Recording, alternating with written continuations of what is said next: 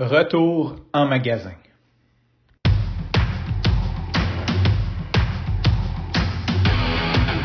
Il aime le code.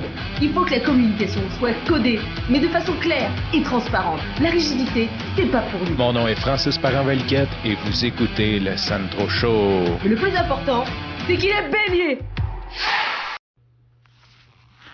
Aujourd'hui, j'ai envie de philosopher, de faire le point, plus que de philosopher, mais de faire le point sur un gros changement qui est survenu dans les, je dirais, 20-25 dernières années, qui s'appelle le commerce en ligne. Quand ça a commencé, c'était un petit peu marginal, c'était innovateur, c'était un peu spécial. Les gens comprenaient pas trop, ça a créé beaucoup d'opportunités pour bien des gens. Et certaines personnes croyaient que c'était un feu de paille. Il y a même des détaillants qui disaient ça fonctionnera pas pour mon type de produit. Quand on parle, mettons, de vêtements, tu sais, les vieux de la vieille disaient tu peux pas acheter un vêtement sans l'avoir essayé, sans l'avoir touché. Donc, il y avait beaucoup de réticence, ça a créé beaucoup d'opportunités, comme je disais, mais surtout, ça l'a grossi et c'est rendu aujourd'hui vraiment intégré dans nos vies. Je veux dire, j'achète quasiment tout en ligne ou à peu près. Pas que j'aime pas aller en magasin une fois de temps en temps. Tu sais, je trouve ça le fun. Même des fois, je trouve ça, il y a comme une énergie à me déplacer pour aller acheter des choses.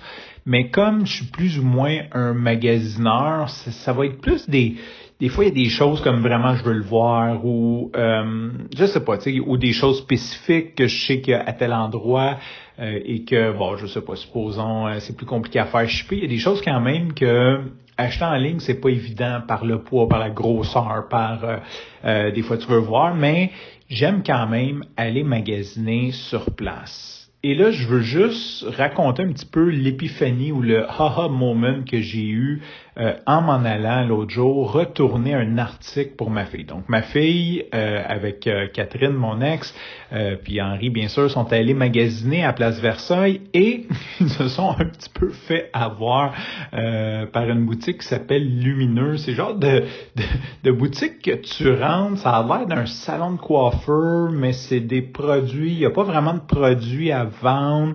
C'est comme un spa, c'est comme un petit peu étrange comme magasin. Et dans le fond, ce qu'ils font, c'est qu'ils interceptent les gens. D'ailleurs, j'adore le business model, je trouve ça vraiment intelligent. Dans les gens qui passent dans le centre d'achat, ils disent « Hey, venez, on va essayer promo », je sais pas trop comment ils interceptent les gens.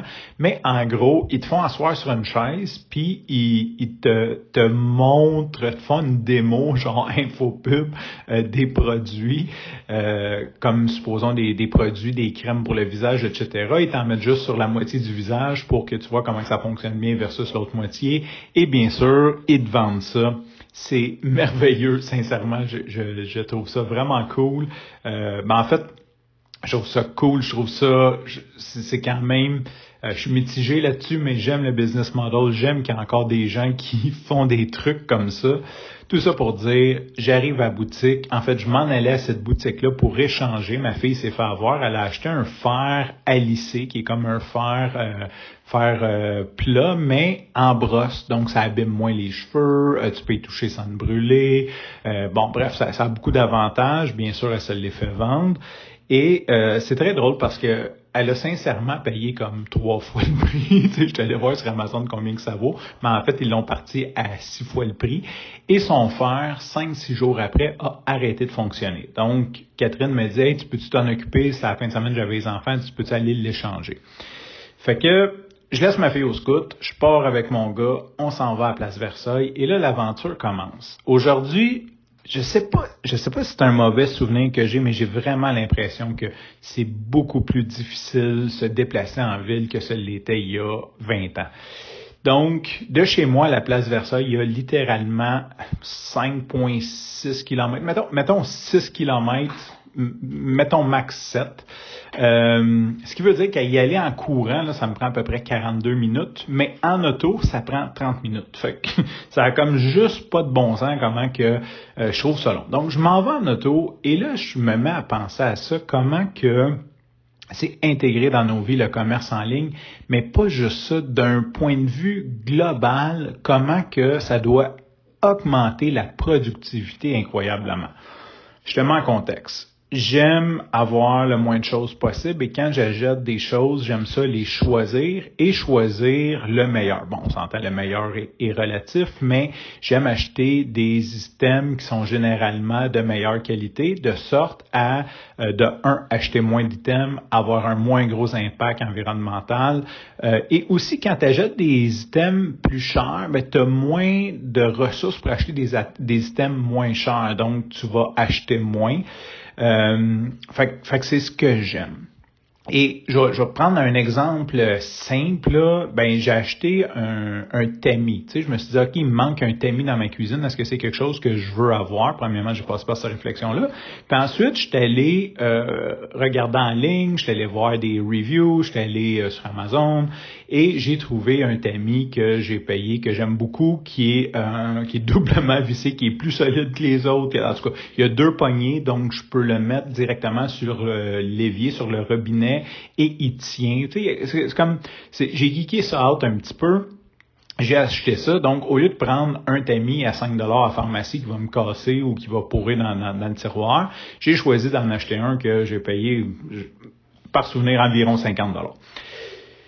Et là, je m'en vais dans l'auto vers la place Versailles, puis je me suis dit, pour cet item-là, il y a, mettons que j'étais né 30 ans plus tôt, j'aurais dû aller dans des magasins spécialisés de cuisine, voir qu'est-ce que eux ils ont à offrir, qu'est-ce qu'ils ont de disponible.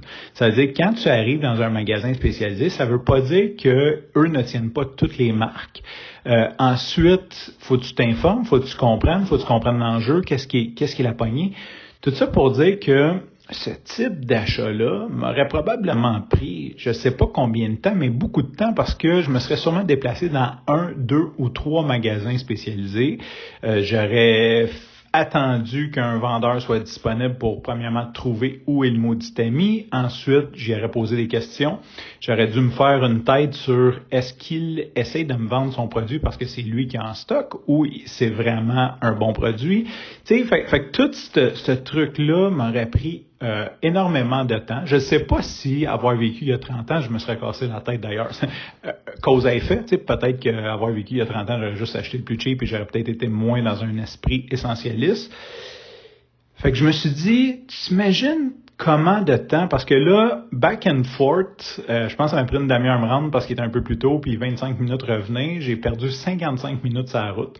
Je suis arrivé au magasin, j'ai fait l'échange, ça s'est super bien passé, mais ils ont essayé de m'observer des crèmes, ils m'ont assis sur une chaise, ils m'ont lavé à moitié du visage avec du collagène. J'ai adoré voir ces gens-là aller, en fait, pas plus que l'expérience. Je suis revenu. Fait qu'en gros, ça a pris ma soirée à leur retourner un fer à repasser, un fer à lisser. Et je me suis dit, on le réalise pas comment que le commerce en ligne n'a pas juste changé le monde des achats, mais a changé la productivité des achats. Comment que acheter des commodités aujourd'hui est devenu facile et sans qu'on peut économiser énormément de temps, du temps qu'on peut mettre sur d'autres choses qu'on a envie. Bon, là, peut-être certains pourront dire, oui, mais c'est les gens, le temps qu'ils gagnent là, ils le mettent sur les réseaux sociaux, fait que ça vaut ce que ça vaut, mais c'est quand même fou. Fait que c'est une espèce de constatation de dire, comme, maintenant c'est intégré. Je veux dire, je veux quelque chose, première chose que je fais, je vais taper sur Amazon, après je vais aller voir les reviews, je vais revenir, je vais aller voir le distributeur, mais ça prend un temps aussi, hein, on s'entend, c'est pas comme instantané, mais il y a des choses aussi qui sont simples, comme qui est très commodité et que tu as besoin à répétition. Malheureusement pour la boutique Endurance que j'adore, mon Body Glide, c'est le fun de la commander sur Amazon parce que je clique puis je fais paye, puis 2 jours après, c'est chez nous dans une boîte livrée. J'ai pas à me déplacer, j'ai rien à faire. Ça me prend littéralement comme 3 minutes et c'est fait.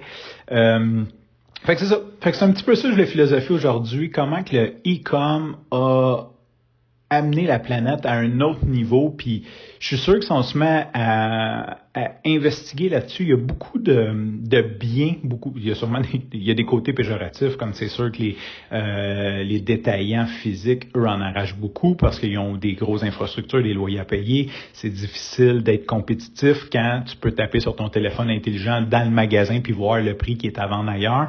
Ça a créé beaucoup de changements dans le marché, mais je crois qu'il y a beaucoup de changements positifs à ça.